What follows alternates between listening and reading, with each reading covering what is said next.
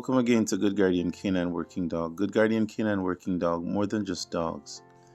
This is an older video of a wonderful working breed. I thought I'd share it with you. If you enjoy and appreciate working breeds, you'll appreciate this video. It features Bill Robertson tracing the origins of the Australian Kelpie. I thought I'd share it with you. Enjoy the video. Enjoy the dogs. Take care of yourselves. Take care of your families. Be good to those you can as much as you can, and I will see you in my next video. The Australian Kelpie is considered the best all-round stock dog on earth, with its abilities taking it from Australia's dusty outback to even herding reindeer in the Arctic. But the Kelpie's origins are shrouded in mystery. It's long been rumoured the breed even has a fair dash of dingo. Now a new book claims to have finally uncovered the truth about our much-loved breed.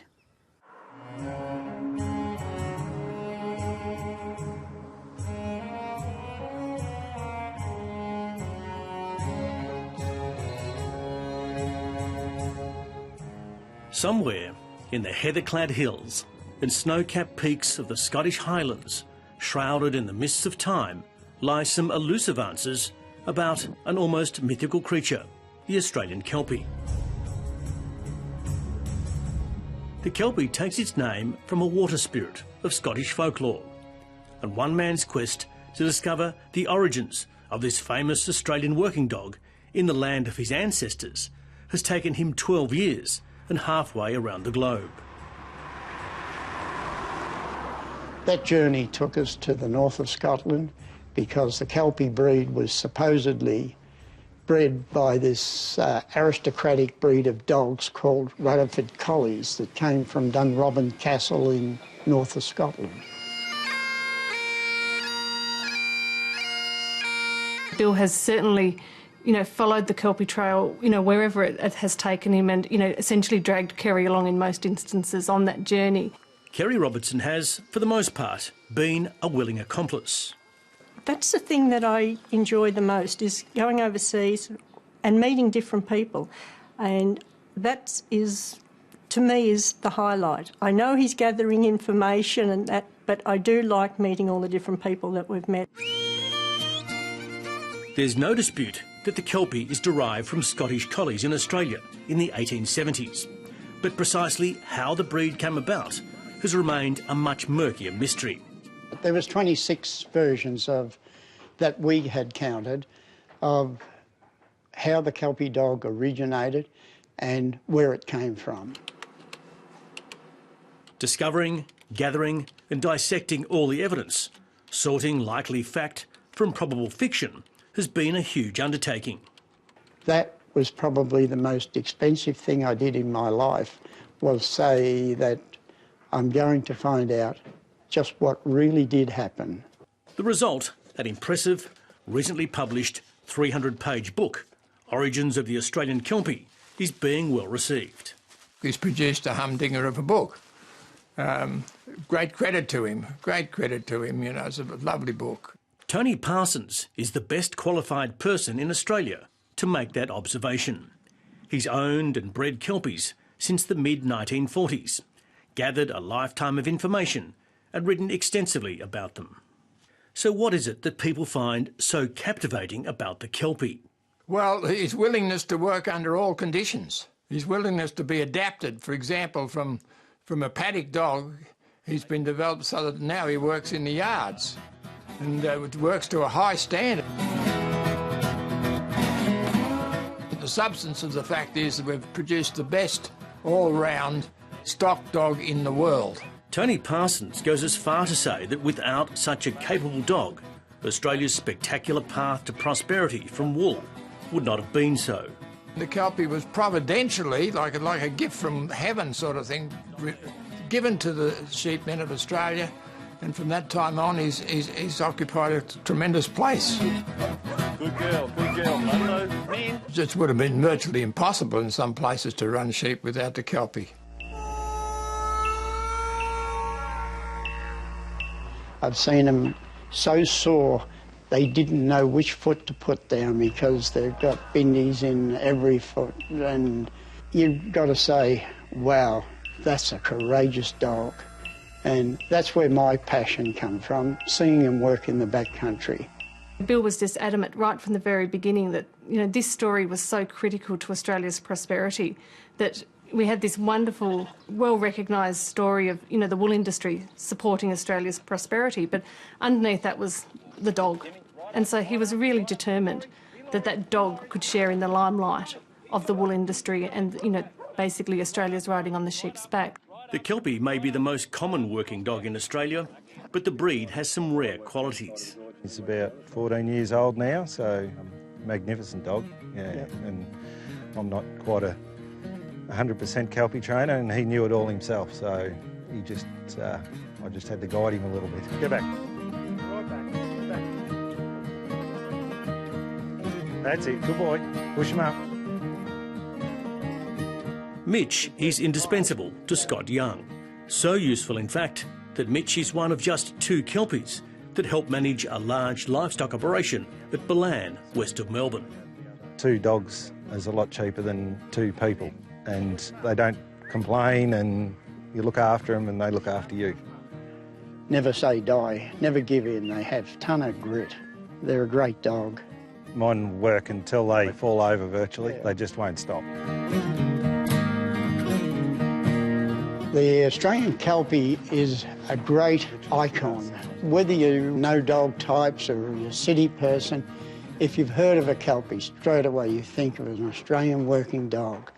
And they are an Australian icon. It's always been rumoured that the dingo was crucial to the breed's development. Bill Robertson believes that science now proves it so. I decided that I'd get the University of New South Wales to do DNA testing on some foundation bloodlines. Bill Robertson paid for the tests, and the chief geneticist, Alan Wilton, conducted them. The final analysis was that there was between 3 and 4% dingo markers in the Kelpie strain, and those dingoes were both from Fraser Island and mainland Australia. So when did the dingo genes come in? The dingo infusion happened right at the very beginning with the first bitch called Kelpie on Warwick Homestead in Casterton in 1870. Her mother, a bitch called Bess, this has never been mentioned, but a bitch called Bess was mated to a dingo. In 1860, the Western Victorian newspaper, the Hamilton Spectator, encouraged settlers to poison dingoes. The method required a female sheepdog on heat to be tethered to a tree at night. She would lure dingoes to poison baits placed just out of her reach. The menacing dingoes would eat the baits to deadly effect.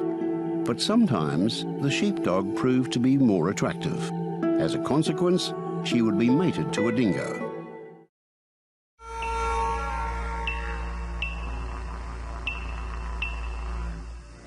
Warwick Station in Western Victoria is acknowledged as the breed's birthplace. The property was renowned for its fine collie sheepdogs derived from Scottish bloodlines. But why has there never been any mention of a dingo? In those early days, to own a dingo, to have anything complimentary about a dingo, it was treason. And there's authors who have actually stated that. Seen as the scourge of sheepmen, most states had serious penalties for possessing a crossbred dingo. And so, says Bill Robertson, the real Kelpie origins were a much guarded secret, though the imprint of the dingo is unmistakable. It was the spirit, the grit, the ability to handle the heat, and the never say die characteristic. The legend runs that Irish-born stockman Jack Gleeson, who worked on Warwick Station, secretly swapped a fine horse for a pup called Kelpie, had her mated with a collie called Moss, and the bloodlines of those highly prized pups soon spread near and far.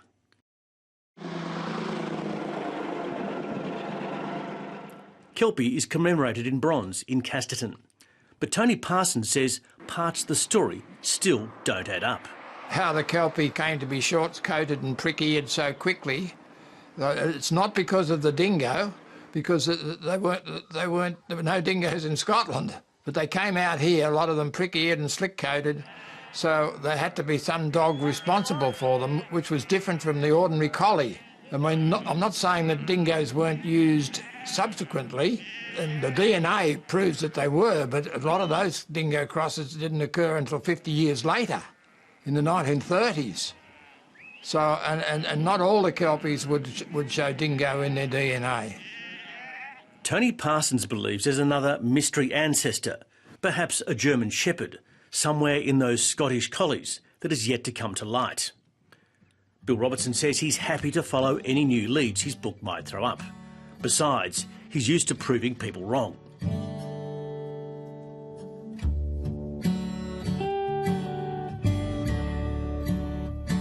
His early working life was spent as a shearer, in the footsteps of his father. Some declared he'd never do much good, but determination and skill took him to the top of the trade. In 1974, he was named Australian Shearer of the Year and set a world record for the number of merino sheep shorn in an 8-hour day. I shore 421 in 7 hours, 48 minutes. And the previous record was 411. He said he would like to do it in the shearing shed under normal working conditions. Several years later, a serious workplace accident ended his shearing career. The hand piece locked. A piece of steel went in between the comb and the cutter and it broke his scaphoid bone. The scaphoid takes a long time to heal. I think it was some 9 months while it was in plaster.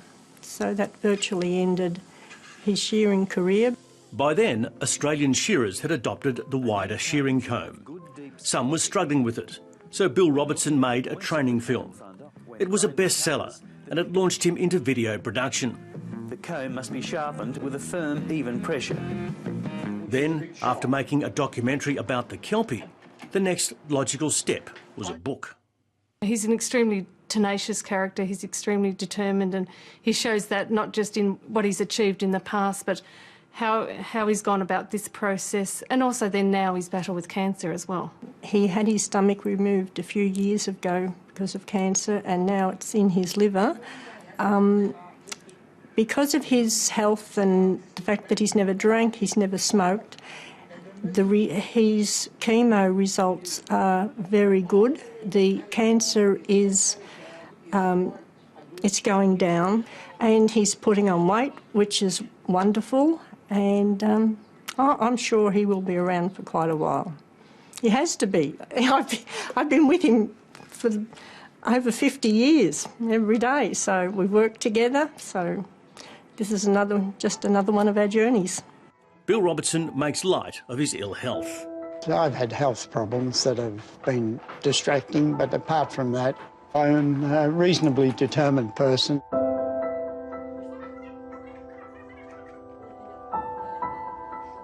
Well, I suppose a fellow who could shear over 400 sheep in a day would have to be a very determined, very capable fellow, and I think he's put a lot of that endurance ability into the book because there is a lot of work in it, there's a lot of referencing in it, and under the circumstances, I think it's a tremendous book for Australia, and it should endure through the ages.